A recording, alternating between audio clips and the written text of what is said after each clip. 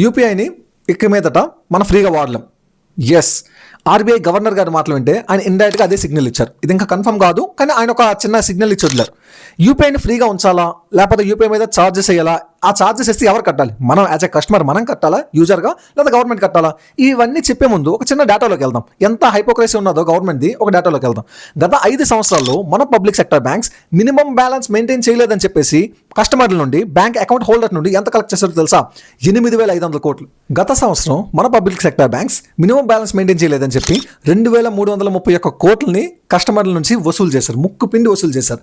ఇంకొక డేటా ప్రకారం గత 10 సంవత్సరాల్లో మన టోటల్ పబ్లిక్ సెక్టర్ బ్యాంక్స్ ఎన్ని లక్షల కోట్ల బ్యాంక్ రుణాలని రిటర్న్ ఆఫ్ చేశారు తెలుసా? 16,35,000 కోట్ల బ్యాంక్ రుణాలని రిటర్న్ ఆఫ్ చేశారు. అంటే రిటర్న్ ఆఫ్ అంటే బ్యాంక్ యొక్క ఖాతా నుండి దాన్ని తీశారు. దాని అర్థం దాని మీద బ్యాంకులు ట్రై చేయని కాదు, ఎస్ ట్రై చేస్తాయి, బట్ ఇండియాలో రికవరీ రేట్ అనేది చాలా తక్కువ, ఒక 17 to 18%. అంటే ఈ 16,35,000 కోట్లలో కేవలం 17 నుండి 18% మాత్రమే రికవర్ అయ్యే ఛాన్స్ ఉంది. సో ఇంత చేస్తుంది. ఇప్పుడు యూపీఐ ఎంత సస్టైన్ అవ్వలేదంట, యూపీఐ ఎల్లకాలం ఫ్రీగా ఉండలేదంట. పనికి మాలిన సబ్సిడీల మీద, ప్రజలను సోమరపోతులుగా చేసే సబ్సిడీల మీద ఎంత ఇది ఇచ్చే గవర్నమెంట్, ఇంత ఖర్చు చేసే గవర్నమెంట్, యూపీఐ వరల్డ్లోనే ఒక రెవల్యూషనరీ థింగ్ ఇది, దీని మీద సస్టైన్ అవ్వలేదని చెప్తుంది.